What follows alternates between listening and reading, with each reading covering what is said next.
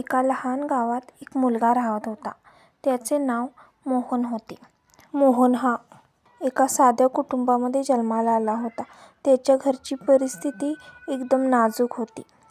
पण त्याच्या मनात एक गोष्ट कायम राहिली होती की माझे काहीतरी करायचं आहे, काहीतरी मोठं साध्य करायचं आहे. पण त्याला काहीही सांगितले तरी एकच गोष्ट त्याच्या मनामध्ये ठरली होती.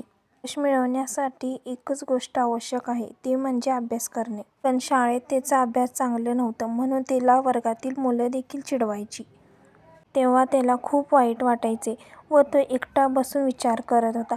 पण त्याच्यामध्ये एक गोष्ट ठरली होती की मला काहीतरी मोठे करून दाखवायचं आहे. म्हणून तो खूप प्रयत्न करत होता.